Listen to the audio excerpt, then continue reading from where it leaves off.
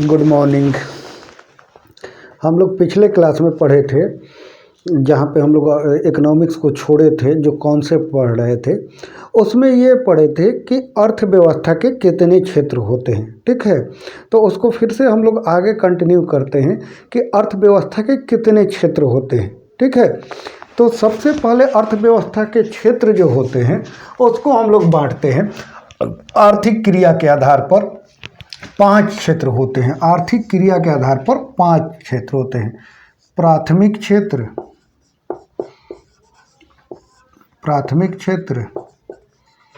द्वितीयक क्षेत्र,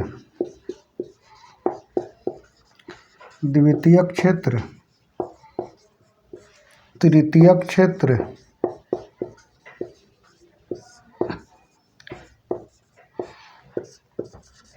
चतुर्थ क्षेत्र एंड पंचम क्षेत्र।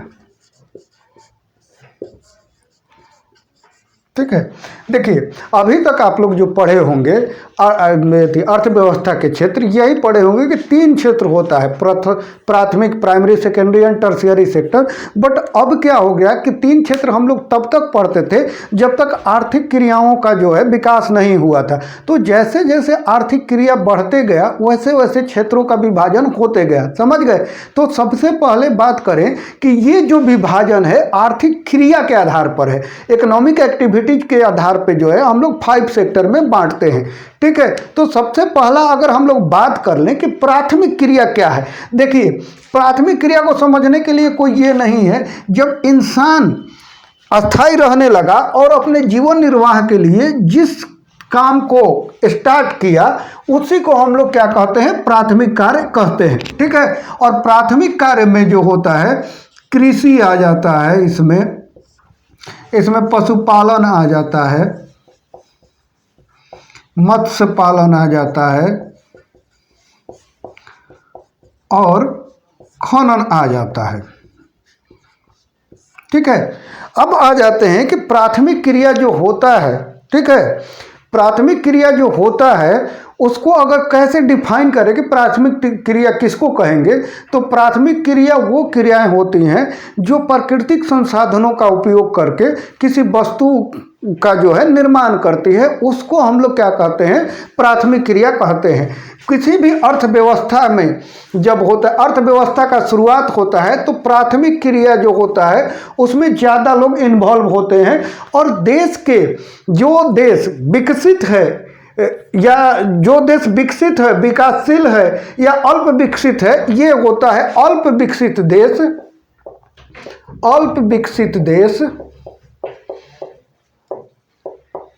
और विकासशील देश,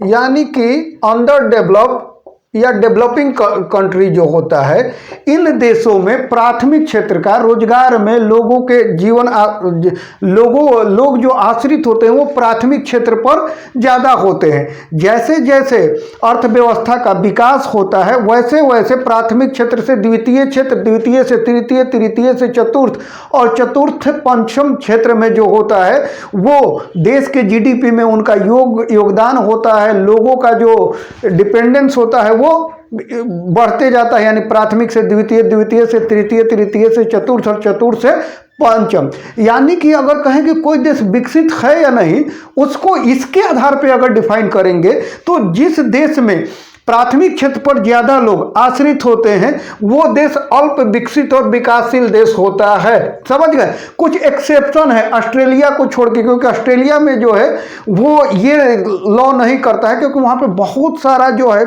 संसाधन है और जनसंख्या कम है, तो वहाँ लोग कृषि पर आश्रित हैं, लेकिन वो विकसित देश है, लेकिन वो एक्सेप्शन है। बाकी क्या होता है कि प्राथमिक क्षेत्र पर आश्रित जो भी जहाँ के लोग अगर ज़्यादातर रहें और जीडीपी का योगदान रहे, यानी वो देश विकास के पैमाने में नीचे होता है। समझ गए?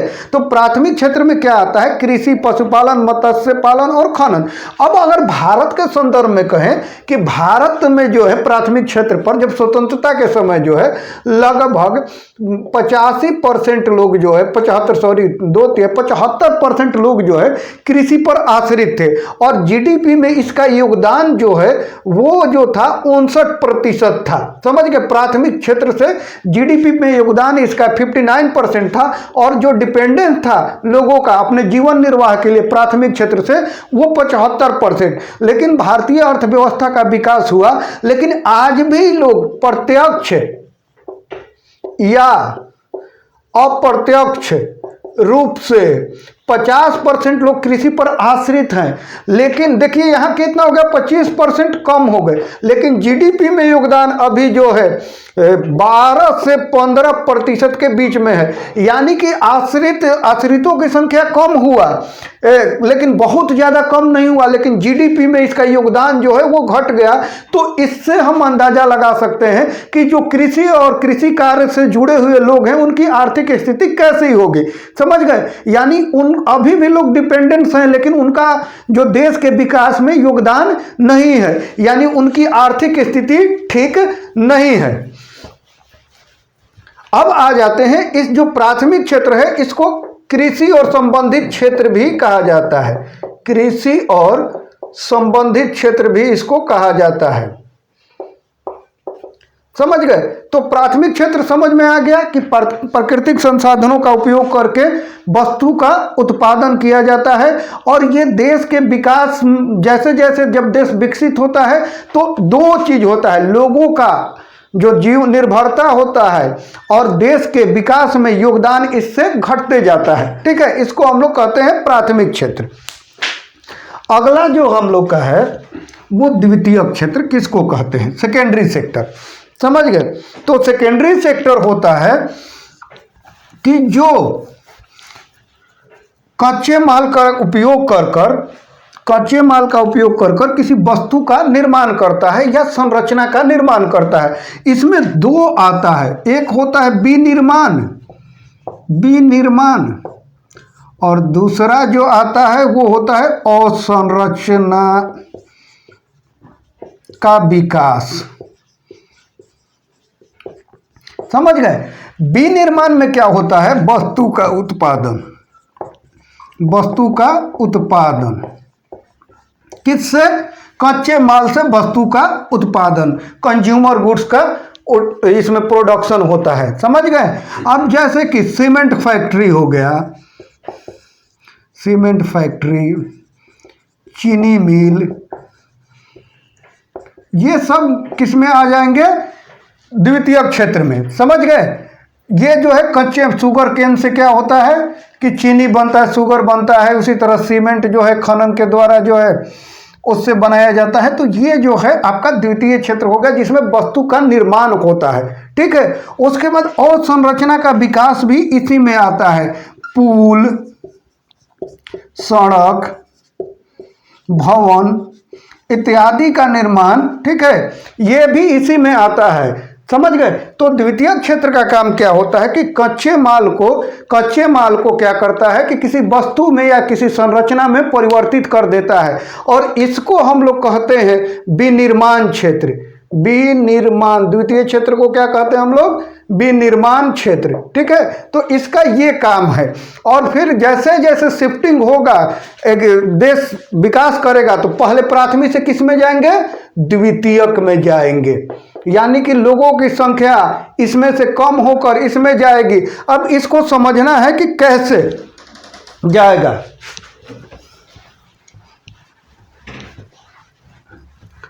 इसमें क्या होता है कि ये जो होते हैं जैसे जैसे विकास होगा तो क्या होगा कि वस्तु ज़्यादा उत्पादन होगा, उसको ले जाया जाएगा शहरों में और उसके कोई प्रोडक्ट तैयार किया जाएगा, रोड, सड़क और ब्रिज बनेगा।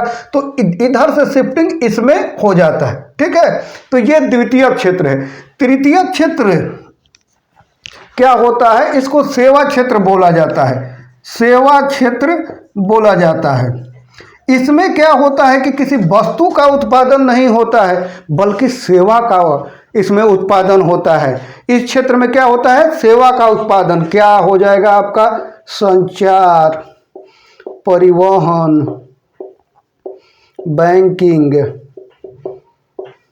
बीमा,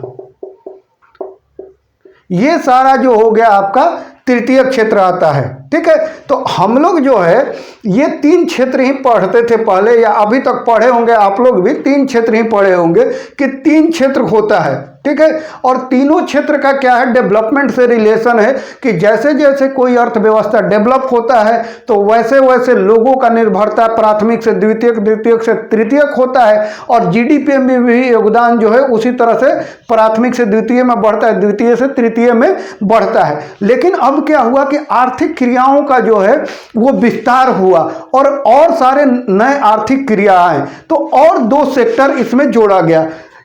ये जो है चौथा सेक्टर जोड़ा गया। चौथा सेक्टर में क्या आता है? रिसर्च आता है। इसमें क्या आता है? अनुसंधान आता है, शिक्षा आता है, सूचना आता है, डेटा कलेक्शन आता है। ये जो सेक्टर है चतुर्थ सेक्टर, रिसर्च से, एजुकेशन से, इंफॉर्मेशन से और डेटा कलेक्शन से रिलेटेड है। ठीक है, तो ये जो हो गया हम लोग का चौथा क्षेत्र हो गया। ठीक है, अब उसके बाद जो है और आर्थिक क्रिया बढ़ा, और आर्थिक क्रिया बढ़ा तो अगला सेक्टर आ गया पंचम क्षेत्र। पंचम क्षेत्र में क्या आता है? नीति निर्माण, प्रबंधन, आउटसोर्स, ये सारा जो है पंचम क्षेत्र में आ गया।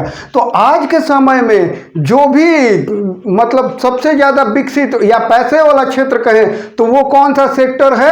आपका पंचम क्षेत्र है। समझ गए? तो ये जो है आर्थिक क्रिया के आधार पर बनाया गया है 5 क्षेत्र है, प्राथमिक, द्वितीयक, तृतीयक, चतुर्थ और पंचम क्षेत्र है। ठीक है, अब इतना हम लोग पीछे पढ़ गए थे तो इसको थोड़ा सा हम लोग ये केवल रिवीजन किए हैं। अब आगे आते हैं। बहुत जब कोरोना आया तो कोरोना में देखा गया कि कुछ लोगों का रोजगार चला गया। ठीक है, और बहुत लोगों का, कुछ लोगों का नहीं, बहुत लोगों का रोजगार चला गया कि, और कुछ लोगों का रोजगार नहीं गया। ऐसा क्यों कि कुछ लोगों का रोजगार बचा रह गया, कुछ लोगों का रोजगार नहीं गया? इसको अगर समझना है ना तो ये समझना पड़ेगा कि रोजगार के आधार पे जो है कितने क्षेत्र में बांटा गया है। रोजगार के आधार पर दो क्षेत्रों में जो है अर्थव्यवस्था को बांटा गया है। संगठित क्षेत्र, ऑर्गेनाइज सेक्टर, संगठित क्षेत्र और असंगठित क्षेत्र। समझ गए? अब कोरोना के समय देखिए कि रोजगार जिनको गया था वो कहाँ काम कर रहे थे? जिनका भी रोजगार गया, जिनका भी काम छूट गया, वो सारे लोग कहाँ थे? असंगठित क्षेत्र में थे। तो असंगठित क्षेत्र में जो थे, जिनका क्या हो गया? रोजगार चला गया। जो लोग संगठित क्षेत्र में थे उनका रोजगार बचा रह गया। समझ गए? तो अब हम लोग को समझना है कि संगठित क्षेत्र होता क्या है, ऑर्गेनाइज सेक्टर, और अनऑर्गेनाइज सेक्टर किसको कहते हैं। संगठित क्षेत्र क्या होता है कि इसमें सरकारी क्षेत्र, इसीलिए लोग सरकारी नौकरी चाहते हैं। जानते हैं क्यों? क्योंकि उसमें स्टेबिलिटी होता है। कोरोना आ जाए, भूकंप आ जाए, बाढ़ आ जाए, इकोनॉमिक क्राइसिस आ जाए, कुछ भी आ जाए, इसमें जॉब नहीं जाता है। क्यों नहीं जाता है? क्योंकि संगठित क्षेत्र जो होता है नियम कानून के द्वारा संचालित होता है। काम करने वाले जो वर्कर होते हैं उनका कार्यकाल, वेतन और सुविधाएं सब फिक्स होता है। सब क्या होता है? पहले से तय होता है। पहले से तय होता है। तो अभी आपको समझ में आ गया होगा कि कोरोना में या और भी जो होता है रिसेशन आ जाता है, इकोनॉमिक क्राइसिस आ जाता है, तो जो संगठित क्षेत्र में होते हैं उनका रोजगार बचा रह जाता है। क्यों? क्योंकि वो क्षेत्र होता है संगठित क्षेत्र जहां नियम क्षेत्र, तो ये सरकारी क्षेत्र भी होता है और कुछ प्राइवेट निजी क्षेत्र भी होता है, निजी क्षेत्र भी होता है जो नियम कानून के तहत चलता है, अपने वर्कर को जो है वेतन देता है, सुविधा देता है, उनके साथ एक कॉन्ट्रैक्ट करता है। ठीक है, तो ऐसे क्षेत्र को हम लोग संगठित क्षेत्र कहते हैं। जैसे मल्टीनेशनल कंपनी है, बड़े बड़े कंपनी है, तो वहां पे जो वर्कर होते हैं वो नियम कानून के तहत संस्था से जुड़ते हैं और वो जो है संस्था इनको, हालांकि संस्था बंद हो जाए तो अलग बात है, लेकिन वो जो होता है कि अगर कुछ अप्स एंड डाउन्स इकोनॉमी में आए तो उनका रोजगार जो है नहीं जाता है, क्योंकि सब कुछ नियम कानून के तहत होता है। तो अभी समझ में आ गया होगा कि संगठित क्षेत्र किसको कहते हैं, ऑर्गेनाइज सेक्टर, कि जहां पे टर्म कंडीशन के अकॉर्डिंग जो होता है ऑर्गेनाइजेशन चलता है और उस ऑर्गेनाइजेशन में काम करने वाले वर्कर के लिए भी टर्म कंडीशन जो होता है वो दिया जाता है। समझ गए? तो थोड़ा से अप्स एंड डाउन्स में उनके रोजगार पे कोई असर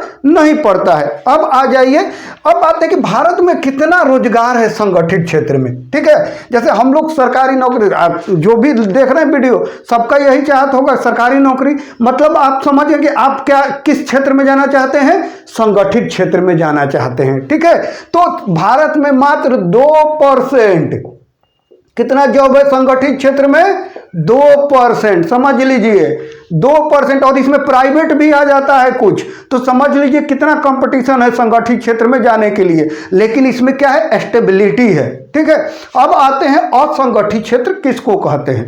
ठीक, जितना रोजगार है जो बिना नियम कानून का होता है, जिसका नियम कानून, तो जिसका कोई निश्चित नियम कानून नहीं हो। ठीक है, जो उसमें काम करने वाले कर्मचारी हो, कर्मचारियों के कार्यकाल में स्थिरता नहीं हो। बात समझ गए? तो असंगठित क्षेत्र होते कौन सा होते हैं, जिसका कोई एक सर्टेन नियम कानून नहीं हो और जो रोजगार करने वाले लोग हैं उनके भी जो टेन्योर होता है उसमें कोई स्टेबिलिटी नहीं हो, उनके वेतन में, उनके सैलरी में, उनके पेंशन में, उनके पीएफ में ये सब सुविधाएं नहीं मिलती है, वैसे क्षेत्र को हम लोग क्या कहते हैं, असंगठित क्षेत्र। तो अब अच्छा से समझ में आ गया होगा कि असंगठित क्षेत्र संगठित क्षेत्र किसको कहते हैं और असंगठित क्षेत्र किसको कहते हैं, इसमें डाउट नहीं होगा। समझ गए? तो हम लोग जो भी लोग देख रहे हैं, समझ लिए वो जाना कहाँ चाहते हैं, संगठित क्षेत्र में। क्यों जाना चाहते हैं? क्योंकि इसमें स्टेबिलिटी होता है और अनऑर्गेनाइज सेक्टर में स्टेबिलिटी नहीं होता है। समझ गए? तो ये रोजगार के आधार पर है। अब आते हैं स्वामित्व के आधार पे, ऑनर के आधार पे। तो ऑनर के आधार पर 3 क्षेत्र होते हैं। एक होता है पब्लिक सेक्टर, सरकारी क्षेत्र, दूसरा होता है प्राइवेट सेक्टर, निजी क्षेत्र, और एक होता है पीपीपी, पब्लिक प्राइवेट पार्टनरशिप। समझ गए? तो अब आ जाते हैं कि सरकारी क्षेत्र किसको बोलेंगे, कौन सा क्षेत्र होगा जिस क्षेत्र को हम लोग बोलेंगे सरकारी क्षेत्र। अरे बहुत सिंपल, यहाँ पे दिखाई दिया ना क्या है, स्वामित्व के आधार पर। तो जिस ऑर्गेनाइजेशन का, जिस क्षेत्र का ऑनर कौन है, गवर्नमेंट है, जिसका मालिक गवर्नमेंट। फिर आ गया सवाल कि आप कौन क्षेत्र में जाना पसंद करते हैं, मैक्सिमम लोग सरकारी क्षेत्र में। समझ गए? क्यों जाना चाहते हैं, पेमेंट है प्लस में स्टेबिलिटी है। ठीक है, जिसका ऑनर प्राइवेट पर्सन या प्राइवेट ऑर्गेनाइजेशन हो उसको हम लोग क्या कहते हैं, निजी क्षेत्र कहते हैं। समझ गए? तो हो गया सरकारी क्षेत्र किसको कहते हैं, जिसका ऑनर कौन हो, सरकार हो, और जिसका ऑनर निजी पर्सन हो उसको हम लोग क्या कहते हैं, निजी क्षेत्र। और पीपीपी क्या होता है कि जिसका ऑनर दोनों हो, सरकार और निजी क्षेत्र साथ में मिलकर काम करे, उसको हम लोग कहते हैं PPP, पब्लिक प्राइवेट पार्टनरशिप। अभी रेलवे का बात होता है कि बहुत लोग कह रहे हैं कि रेलवे का जो है वो सरकार जो है उसका प्राइवेटाइजेशन कर दिया। नहीं, रेलवे का प्राइवेटाइजेशन नहीं हुआ है। रेलवे PPP मोड में हो गया है, जहाँ यानी कि सरकार भी काम करेगा, साथ में प्राइवेट सेक्टर भी काम करेगा। तो ये बात समझ में आ गया। अब आते हैं कि ये जो होता है सरकारी क्षेत्र, निजी क्षेत्र और प्राइवेट क्षेत्र में दो शब्द का यूज होता है, थोड़ा सा समझ लीजिए। दो क्षेत्र चीज का यूज होता है। एक होता है राष्ट्रीयकरण और दूसरा होता है निजीकरण। ये होता क्या है, ठीक है? राष्ट्रीयकरण क्या होता है और निजीकरण क्या है? जैसे आपको याद होगा 1969 में इंदिरा गांधी ने 14 बैंकों का राष्ट्रीयकरण कर दिया था, नेशनलाइजेशन कर दिया था, राष्ट्रीयकरण कर दिया था। ये क्या था कि इंदिरा गांधी ने निजी क्षेत्र के बैंक को सरकारी बना दिया था। और कैसे सरकारी बनाएगी? उसके शेयर को खरीद लिया तो वो हो गया। तो जब निजी क्षेत्र को सरकार के द्वारा अधिग्रहण कर लिया जाता है तो उसको हम लोग कहते हैं राष्ट्रीयकरण, ठीक है? और जब सरकारी ऑर्गेनाइजेशन, सरकारी संस्था को प्राइवेट के हाथ में बेच दिया जाता है तो उसको हम लोग कहते हैं निजीकरण। जैसे अभी एयर इंडिया, ये सरकारी उपक्रम था, इसको सरकार ने टाटा को बेच दिया तो एयर इंडिया का क्या हो गया? निजीकरण। बात समझ गए? तो ये निजी क्षेत्र का अब हो गया। बात समझ में आ गया? एक और चीज होता है, उसको समझ लीजिए। यहीं पे विनिवेश, डिसइन्वेस्टमेंट, विनिवेश, डिसइन्वेस्टमेंट क्या होता है? विनिवेश क्या होता है कि जब सरकारी कंपनी के कुछ शेयर प्राइवेट को बेच देगा, यानी PPP मोड का बात हो रहा है, तो उस कंपनी का उतना पोर्शन जो है वो डिसइन्वेस्टमेंट होगा, विनिवेश हो जाएगा। यानी कि मान लीजिए कोई कंपनी है BSNL, लॉस में चल रहा है। अब सरकार को लगे कि इसका 30% शेयर जियो को बेच दें, तो ये क्या होगा? BSNL का 30% विनिवेश, डिसइन्वेस्टमेंट हो गया, ठीक है? तो सरकारी से निजी और निजी से प्राइवेट होते रहता है। कब? जब सरकार चाहे तब। समझ गए? तो ये जो है हम लोग का ये अर्थव्यवस्था का क्षेत्र, ये आज समाप्त हो गया है, ठीक है? अब आगे हम लोग स्टार्ट करेंगे कि मानव विकास क्या है, विकास और समृद्धि में अंतर क्या है, खुशहाली रिपोर्ट क्या है, और फिर उसके बाद GDP, देश का जो कुछ तकनीकी है नेशनल इनकम से, उससे रिलेटेड, ठीक है? तब तक जो है इस वीडियो को आप शेयर करिए, लाइक करिए, कमेंट करिए और ज़्यादा से ज़्यादा जो हो सकता है उसको सब्सक्राइब करिए, ठीक है? Thank you. कितना मिनट में?